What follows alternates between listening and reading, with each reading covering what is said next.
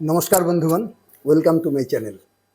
গতকাল ফেসবুকে আমি একটা লাইভ করেছিলাম যে কুচবিহার বার অ্যাসোসিয়েশন এবং কুচবিহার আদালত চত্বরে এই এসআইআরকে কেন্দ্র করে এফিডেভিট করানোর জন্য কতটা ভিড়, কত মানুষ একেবারে রাসমেলার মতো জড়ো হয়েছে, যে যার মতো করে যাচ্ছে এফিডেভিট।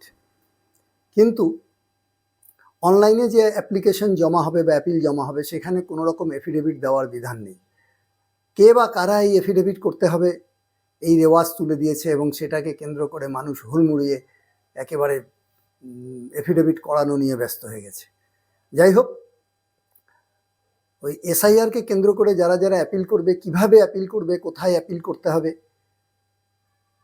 অনলাইনেও করাটা সব থেকে বেস্ট। অনলাইনে যদি না করে তাহলে ওই সংশ্লিষ্ট যারা নির্বাচনী আধিকারিক আছে, ডিস্ট্রিক্ট ইলেকশন অফিসার আছে, সেখানে করা যেতে পারে। সেই সম্পর্কে নদিয়া জেলার অতিরিক্ত জেলাশাসক মাননীয় নৃপেন্দ্র সিং খুব সুন্দরভাবে তুলে ধরেছে। এই পুরো ভিডিওটি দেখুন, আমি এই ভিডিওটি পোস্ট করছি, আমার এই ভিডিওর পরে ওই ভিডিওটি পোস্ট করছি, পুরোটা দেখুন, খুব সুন্দরভাবে বুঝতে পারবেন। এবং তিনি একটা জায়গায় প্রশ্ন তুলেছেন যে কে বা কারা এই এফিডেভিট করার রেওয়াজ তুলে দিল, একেবারে মানুষ ভিড় হচ্ছে, এখানে কোনো একটা চক্র কাজ করেছে আর কি। যাই হোক, তো আপনারা এই নদিয়া জেলার অতিরিক্ত জেলাশাসক মাননীয় নৃপেন্দ্র সিংহের এই ভিডিওটি পুরোটা দেখুন, আমি ভিডিওটা পোস্ট করছি। স্যার পয়েন্টস গুলো কভার করেছেন, তো আপনাদের মাধ্যমে আজকে যে মেইন বার্তা দেওয়ার জন্য আপনাদেরকে সবাইকে আমরা আজকে এখানে আমন্ত্রিত করেছি। এন্ড আপনাদের মাধ্যমে পাবলিক কাছে যেটা বার্তাটা নিয়ে যাওয়া, online application is the best form of application. অনলাইনটা একবারই করে দিলে আপনার নিজে মোবাইল থেকে করা যায়, বাড়ির পাশে সাইবার ক্যাফে থেকে করা যায়, বাড়িতে কোনো একজন ছেলে শিক্ষিত ছেলে যদি থাকে ওরা করে দিতে পারে। ওটা করার পরে অন্য কোনো জায়গায় আপনাকে যেতে হবে না। আপনার একমাত্র অনলাইন যখন আপনি অ্যাপ্লাই করবেন, সাবমিশনের পরে একটা আপিল আইডি পাবেন। আপিল আইডিটা একটা আলফানিউমেরিক নাম্বার, ওটা 12 বা 14 নম্বর একটা কোড, ওটাই আপনার কাছে রেসিপ্ট হিসাবে রেখে নেবেন। যখন আপনি অনলাইন অ্যাপ্লাই করতে যাবেন তাহলে ওখানে দেখবেন আপনার প্রিভিয়াস ভোটার আইডি কার্ড যেটা নিয়ে আপনি চ্যালেঞ্জ করছেন, ওটা নাম্বারটা চাওয়া হচ্ছে।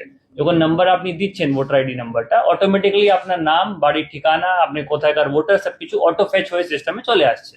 তারপরে দুটো ধাপে আপনাকে হাজারের ওয়ার্ড একটা লেখার একটা জায়গায় সুযোগ দেওয়া হচ্ছে, যেখানে আপনি brief status of the case, মানে কেন এখানে আপনাকে এই ঘটনাটা ক্রম কি হলো, কি আপনি আগে একটা শুনানি নোটিশ পেয়েছিলেন, গিয়েছিলেন, তারপরে কি হলো, ওইটা একটা বিবরণ করার জায়গায় তার সঙ্গে ট্রিবিউনালের কাছ থেকে কি রিলিফ চাইছেন, রিলিফ শর্টের বলে ওখানে আপনাকে দেওয়ার একটা সুযোগ দেওয়া হচ্ছে।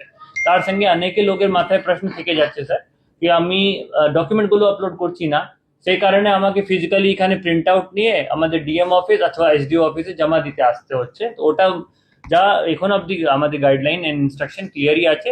যখনই আপনি অ্যাপ্লাই করলেন, আপনি ডকুমেন্ট আপনাকে চাওয়া হচ্ছে না। কারণটা, যখন আপনাকে আবার এই জমা করার পরে তো আপনি একটা হিয়ারিং শুনানি নোটিশ পাবেন ট্রিবিউনালের সামনে, যেদিন আপনাকে শুনানি notice time, date and venue লেখা থাকবে, সেই দিন আপনার এই সব নথিপত্র, document, passport, birth certificate, caste certificate, যেগুলো আমাদের ভ্যালিড ডকুমেন্টস আছে, ওটা নিয়ে ওনার কাছে আপনি প্রস্তুত হতে পারেন। তাহলে আপাতত জেরক্স করানো, আবার এফিডেভিট করানো, দেখছি আবার হুড়ুড় করে অনেক এখানে আনঅথরাইজ লোকটাও এখানে চ্যানেলে ঢুকে যাচ্ছে, যাতে মানুষকে আর হয়রানি করছে।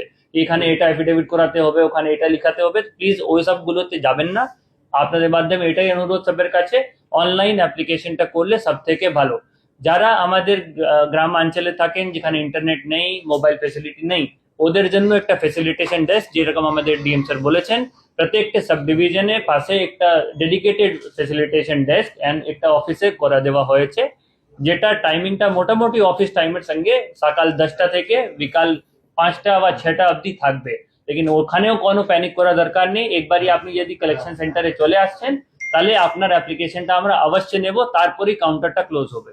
এটা কেউ মনে করবেন না, স্ট্যাম্পিড করার কোনো দরকার নেই, আগে আমি দিয়ে দিই নালে লাঞ্চ টাইম হয়ে যাবে, আগে আমি দিয়ে দিই নালে অফিস টাইম বন্ধ হয়ে যাবে।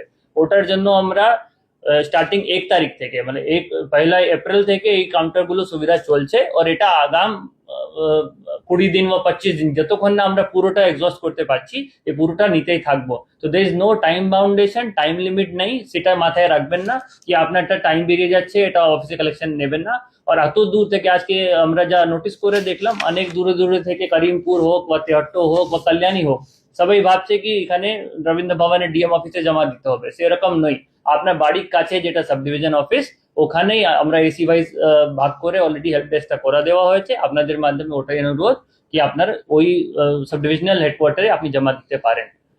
তার সঙ্গে যদি বাড়িতে 2 জনের নাম কেটে গেছে বা 3 জনের নাম কেটে গেছে, সবাইকে আসতে হবে না, যেরকম আবার স্যার বলেছিলেন, কেউ একজন অথরাইজড রিপ্রেজেন্টেটিভ সবের অ্যাপ্লিকেশনটা নিয়ে এখানে জমা দিতে পারে। তাহলে ওটা সুবিধা রয়েছে, সবাইকে কাজ ছেড়ে বাড়িটা লিভ নিয়ে ওইগুলো নিয়ে আসার দরকার নেই। তাহলে আপনাদের সবাই আমরা অনুরোধ করছি, প্লিজ ডু নট প্যানিক করার কিছু না। এটা অলরেডি অপশনটা খুলে দেওয়া হয়েছে মাননীয় হাইকোর্টের নির্দেশ অনুসারে। ওই ট্রিবিউনালটা অলরেডি গঠন হয়ে গেছে, ফাংশনটা স্টার্ট হয়ে গেছে। অনলাইন অ্যাপ্লিকেশন করার হি একমাত্র আপনার সব থেকে সরল, সব থেকে simple and fastest way of appeal. তো ওটাই আপনারা সাবস্ক্রাইব করবেন। অ্যান্ড বাকি কোনো সমস্যা হলে আমরা আমাদের হেল্প ডেস্কে আপনি যোগাযোগ করতে পারেন। Thank you. নমস্কার, ওয়েলকাম। আবার ফিরে এলাম। এবার ভিডিওটি দেখলেন আপনারা, তাহলে নদিয়া জেলার অতিরিক্ত জেলা শাসক বাংলা ভাষায় খুব সুন্দরভাবে বুঝিয়ে দিয়েছে। তো সেটাকে মনে রাখুন, মানে অকারণে কেউ প্যানিকগ্রস্ত হবেন না বা প্যানিক সৃষ্টি করবেন না। নমস্কার।